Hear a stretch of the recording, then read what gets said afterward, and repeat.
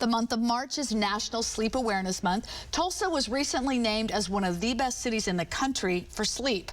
Dr. Michael Newnham is a sleep specialist for the Oklahoma Heart Institute. He joins us this morning to talk about sleep health. Thanks for being here again. Thank you for having me. Good to see you. Okay, let me tell you about this report. It's U.S. News & World Report. 360 reviews conducted this study to determine the best and worst cities for sleep.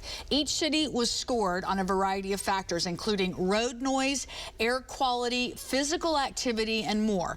Tulsa landed at number 7 on that list. I'm curious, does that surprise you, or do you think that sounds about right? Actually, honestly, it does surprise me, particularly when we talk about things like roads and air pollution and allergies and things that we deal with here in green country. But then on the other side, it doesn't. Tulsa's a great mid-sized city. You know, people seem to be happy, and I think it's also a pretty active area, you know, of the country. And I think people, it doesn't surprise me that people sleep well. Unfortunately, in my business, I get to see the folks who aren't sleeping well, and so I have a little bit of a skewed perspective because the people I see are often having problems. At what point do people seek out a specialist? Well, when it affects their daily living or their bed partners, quality of sleep often is when we see them, or they have health problems. And I work for Oklahoma Heart Institute, and so of course we get to see some of the sicker individuals who've had some of the cardiovascular complications from poor sleep. What are some of the issues when it comes to not having enough sleep? I mean, we understand the day-to-day grind and not being able to focus and that kind of thing, but it goes deeper than that. It does go deeper than that, and unfortunately, we really are in an epidemic of sleep. And we were talking about, even before this, you know, we went on air, your sleep habits. But, you know, the recommended amount of sleep is 7 to 9 hours. Mm-hmm. And I'm lucky to have people get over 7 hours, you know, and so that's the minimum that we ask. And you know, because of a lot of factors, the revolution of technology is a big one. And people are sometimes having some self-inflicted wounds. They're just not turning their media off. And as much as television and iPads and Netflix and all those different things are wonderful things, I think they are inhibiting people from really having the sleep that they need. Well, and I think too, just, you know, we've got all of these activities, our mind. What does sleep do for the body? Sleep is basically the reset button. It is at the brain level, we have to rest. We have to have a downtime to allow things to heal. Physically, our muscles, our bones, our joints, but also mentally, things have to be kind of cleaned up and organized within our brain. And if we don't have that charging period, it's kind of, I tell people, it's kind of like the phone. You know, if you don't plug it in the morning, you're going to be on red, and you're not going to start your day well.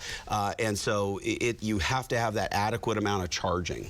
We talk about sleep apnea. That's part of all of this. You know, you mentioned about partners that, you know, but that problem isn't just the noise of the snoring. It's actually a problem that can happen within the body. Correct. A lot of times what brings people to see me is the snoring and kind of that external sign, but what's really going on is the internal problem of low oxygen, fragmented sleep, and that really adversely affects the brain and the heart in particular, and can cause people lots of medical complications. You all have there are sleep studies at Hillcrest. What do you recommend for people? At what point does that part of the answer? Sure. So I think anyone who is having fragmented, disrupted sleep needs to have an evaluation. Certainly see your physician to talk about that. But if there are things like snoring or witnessed apnea, and a lot of times that's where the bed partner can be very helpful. One of the things that people don't realize is that snoring and sleep apnea occur when the person is asleep. So the actual person who's affected by it usually is completely oblivious to the problem. So they have to trust the people that have observed it. If that's being told to you, get help. And those sleep studies then give you information to do what? It gives us information to see where the problem is. And that's a lot of times when people are not sleeping well, the sleep study, it really is a study of sleep or lack thereof. And it helps us to see what's waking people up, what's causing that fragmentation and that disruption in the sleep cycle. And then we can be very specific about how we treat it. And is it always going to be like the CPAP machine, or are there other things? I mean, because I think that's what it's kind of been made fun of, but I mean, if that's that's Sure. what you need. Well, and no, the technology has marched on like everything else. And so CPAP is only one of several options that are available to treat sleep apnea. There are some surgical options. There's some newer devices that have come out. There's oral appliances. And even CPAP has changed dramatically over the last 10 years. So, you know, I tell people, just keep an open mind.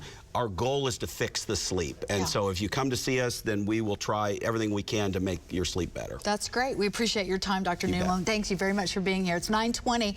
Spring Fling Weekend at Expo Square. We're taking you live with what you can see at the Arabian Horse Association's Spring Fling Show. And this is the opposite of Is It Cake? Why these tasty looking treats aren't something you can eat.